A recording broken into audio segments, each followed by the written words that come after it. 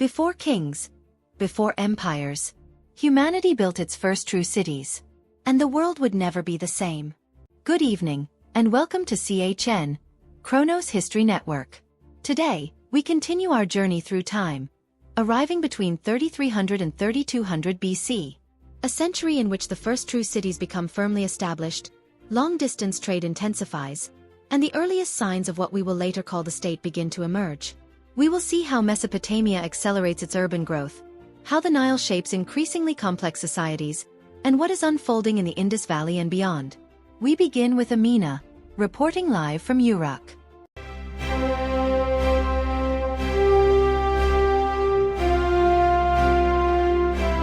Good evening, Isabelle. I'm standing near the Yana district, the religious and administrative heart of Uruk. And the city continues to expand at a remarkable pace.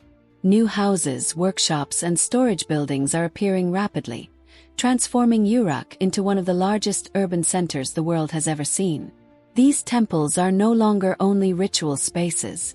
They are economic hubs, where grain, wool, and pottery are stored and redistributed on a massive scale. Archaeologists have uncovered large warehouse structures and work areas, suggesting an economy organized at an unprecedented level.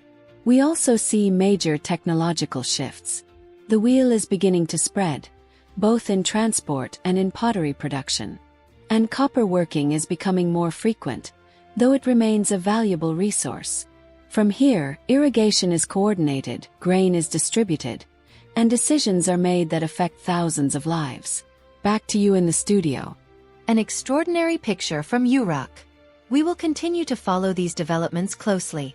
Now we turn to Egypt, where the Nile remains the center of life, shaping societies in very different ways. Lydia is reporting from the riverbanks. Good evening.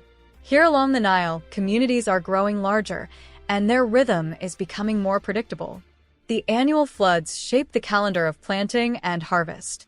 We are also beginning to see prestige objects, figurines, amulets, and symbolic items, suggesting emerging local identities and early social distinctions. After periods of drought and insufficient flooding, these river communities have learned to manage resources more effectively. Storage techniques are intensifying. Sealed vessels and communal silos protect grain during less generous years. This allows certain families or institutions to accumulate surplus. And with surplus comes influence over the village and even over the wider region. That's all from the Nile. Back to the studio. Thank you, Lydia. In the Indian subcontinent, we are witnessing early signs of advanced settlement planning.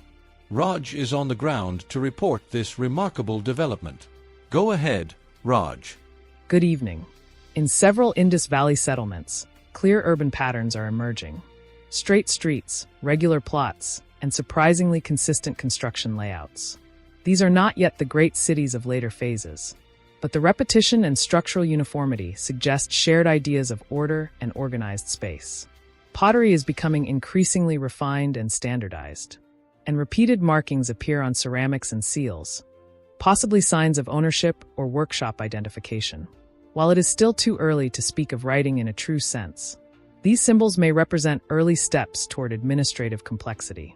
Small developments, but ones that hint at the rise of a powerful future civilization. Back to you in the studio. When we observe the world between 3300 and 3200 BC, we see patterns repeating across distant regions. In Mesopotamia, cities like Uruk expand through irrigation and surplus control. Along the Nile, villages grow around productive floodplains. And in the Indus Valley, settlements begin showing traces of urban planning. Meanwhile, in Anatolia, Iran, and the Caucasus, trade routes connect materials such as obsidian, copper, and lapis lazuli, forming an economic network wider than once believed. Different societies, but all moving toward greater organization, coordination, and specialization. With this global context, we now turn to the brief news of the period. Brief updates from across the ancient world. Long-distance trade is intensifying.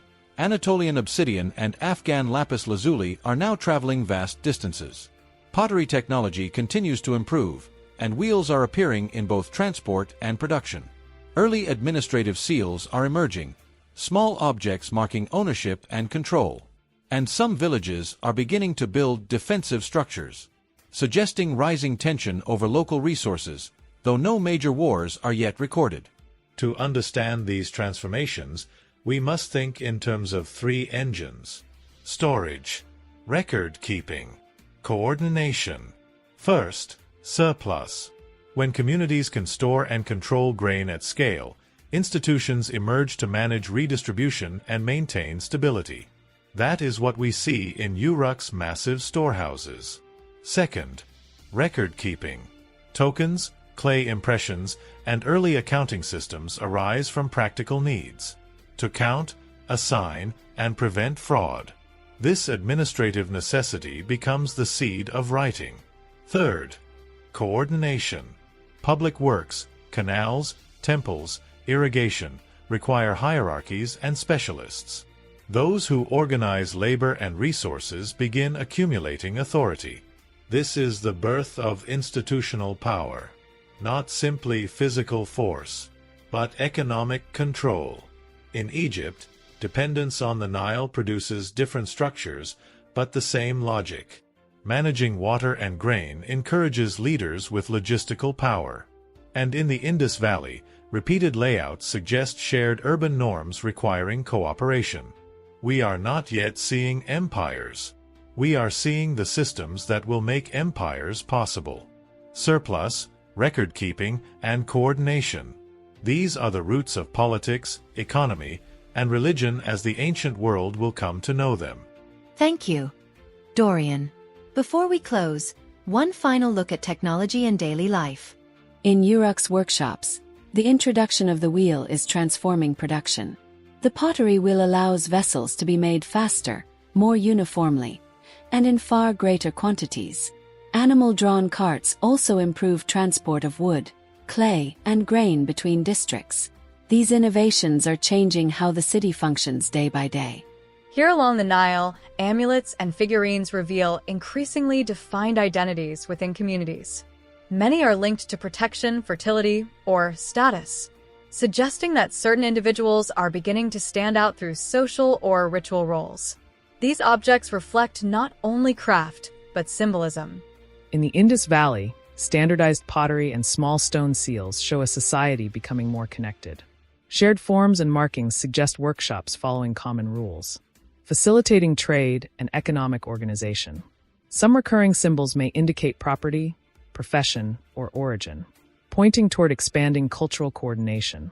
For an ordinary citizen between 3300 and 3200 BC, this means increasing specialization. Scribes, administrators, skilled artisans. For us, it marks humanity's transition from scattered communities to interconnected systems, networks of markets, power, and information. This is the beginning of history as we understand it. Final updates. More obsidian exchange is recorded. New tombs appear with differentiated grave goods, clear signs of growing inequality. And small local conflicts over resources continue. The trend is unmistakable. Rising social complexity. And so concludes this edition of CHN. In our next episode, we advance to 3200 to 3100 BC, where writing and urban life will experience new breakthroughs. And we will present an exclusive first, a short interview with a key figure of the era. If this journey through the origins of civilization fascinates you, stay with us. Thank you for watching.